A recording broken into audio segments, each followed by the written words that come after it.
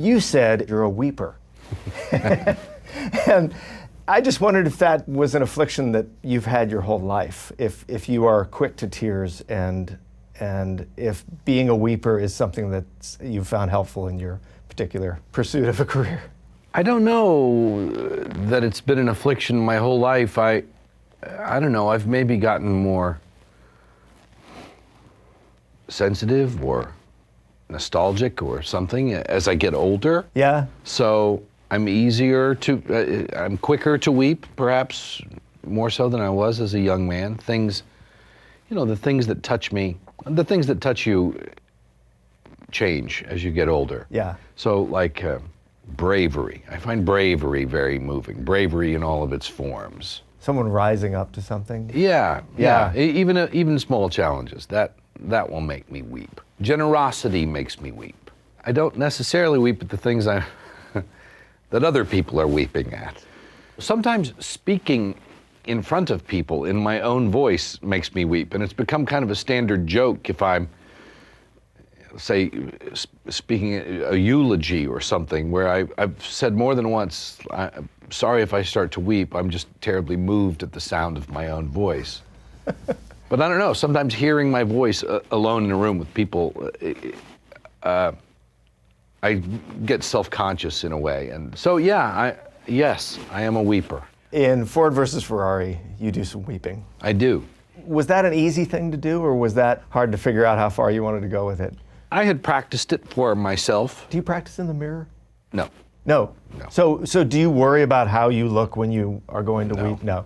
No, I can't worry about that. Yeah. I won't get anything done if I'm worried about that. But I just wondered what is the moment where you go from fear, excitement, adrenaline into weeping? What's the physical reality of that? How do you do that? So I had rehearsed it myself. Jim Mangold, the director, and I, we never talked about it. We knew it was a big moment in the script, and we knew we had to get it that day.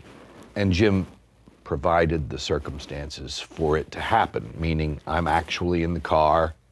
The car is Matt's in the seat beside me. He's not actually driving. We're being pulled by a camera rig, but one that gets up to 100 miles an hour. We got up to 100 miles an hour and doing some fishtailing and spinning around. And so you're hearing the sounds, and you're smelling the gasoline and the burn rubber, and then the car spins to a stop.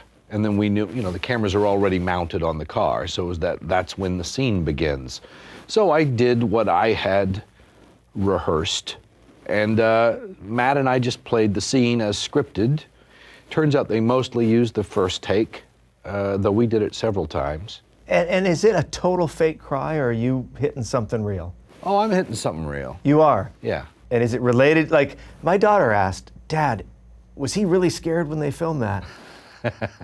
and I thought, great question. That's a pretty great question, Yeah. but did you have to go someplace else for the actual thing to turn real for you? Well, the thing that was beautiful about the script was the idea that we've seen this guy with the lid on for so long. He's almost a monument. Right, we should say you play Henry Ford II. Henry Ford II. And you are a figurehead, and you have the name, and you're a legend, and yeah, so it comes, it's completely unexpected when it happens. So the idea that there's a moment in the script where the gasket blows, the top pops off, and you see the vulnerability underneath. And then what is the vulnerability about? He's having a father-son moment. He's thinking about his dad, and he's sorry that his father can't be there to see this amazing car that he's helped develop. That's easy stuff to tap into. You get into father-son stuff, that's. You tap into your own dad there. Sure, of course, yeah. My dad's been dead 11 years, and he was a big fan of mine. We were very close, but he was a big fan of mine as an actor as well. And so doing a movie like Ford versus Ferrari, and that's an easy substitution to make as an actor. It's the substitution you should make as an actor, to be actually in the moment and experiencing the thing you're talking about. Right.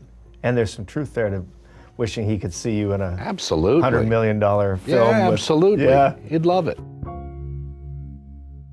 Hey folks, thanks for watching. If you like what you just saw, then why not subscribe? Click right here for lots more off camera.